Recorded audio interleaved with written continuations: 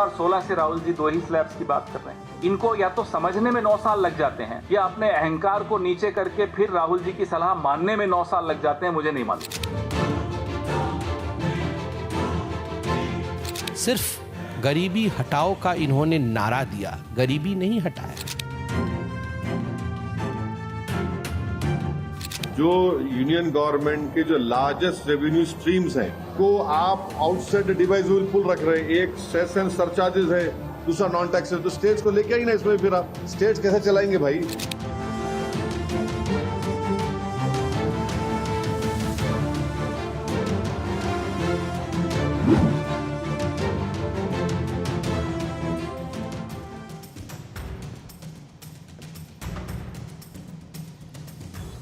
नमस्कार, आप सभी का स्वागत है भारत 24 पर। मैं हूं आपके साथ पूर्णिमा मिश्रा। शाम के 6 बज चुके हैं और वक्त है दहाड़ का। केंद्र सरकार ने जनता को एक बड़ा तोहफा देते हुए जीएसटी में बड़े बदलाव कर दिए हैं। यानी कि अब सिर्फ 2 टैक्स स्लैब करते हुए ज्यादातर जरूरी चीजों पर टैक्स को कम कर दिया गया। अब टैक्स कम होने से देश की जनता खुश है। विपक्ष भी फैसले का स्वागत तो कर रहा है, लेकिन इसको लेकर सवाल उठाने से भी पीछे नहीं है।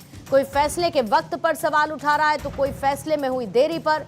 और इतना ही नहीं, राजनीतिक दलों के बीच में इसका क्रेडिट लेने की होड़ मची है। कांग्रेस का दावा यह है कि वो लंबे समय से जीएसटी में सुधार की मांग कर रही थी, जबकि सत्ताधारी बीजेपी इसे प्रधानमंत्री नरेंद्र मोदी की दूरदर्शिता का परिणाम बताती है। प्रधानमंत्री मोदी ने भी कहा है कि इससे आम आदमी, किसानों और मध्यम वर्ग को फायदा होगा। ये व्यापक सुधार नागरिकों के जीवन में सुधार लेकर आएंगे। लेकिन कांग्रेस ने सरकार के इस कदम को अपनी लगातार वकालत का परिणाम बताया। वहीं पूर्व वित्त मंत्री पी चिदंबरम ने कहा कि यह मांग पार्टी पिछले 8 सालों से कर रही थी, लेकिन हमारी मांग को अनसुना किया गया। जीएसटी में इंश्योरेंस प्रीमियम पर टैक्स घटाने का श्रेय टीएमसी की मुखिया ममता बनर्जी भी ले रही। टीएमसी का कहना है ममता बनर्जी ने वित्त मंत्री को चिट्ठी लिखकर इस टैक्स को हटाने के लिए कहा था, जिसके बाद ये टैक्स कम हुआ है।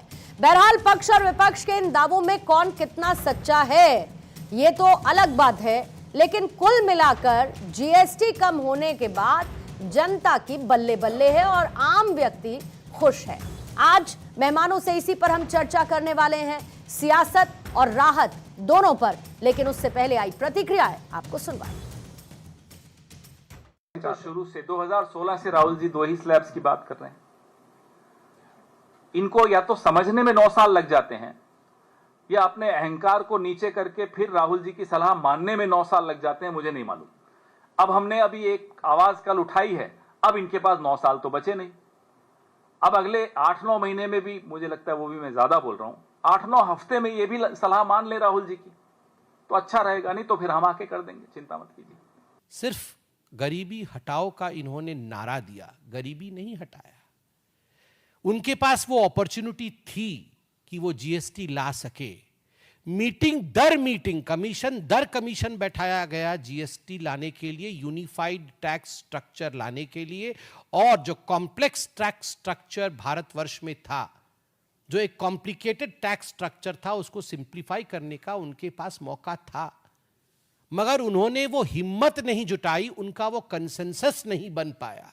जो यूनियन गवर्नमेंट के जो लार्जेस्ट रेवेन्यू स्ट्रीम्स हैं उसको आप आउटसाइड डिवाइजिबल पुल रख रहे हैं। एक सेस एंड सरचार्जेस है, दूसरा नॉन टैक्स है, तो स्टेट्स को लेके आई ना इसमें। फिर आप स्टेट्स कैसे चलाएंगे भाई?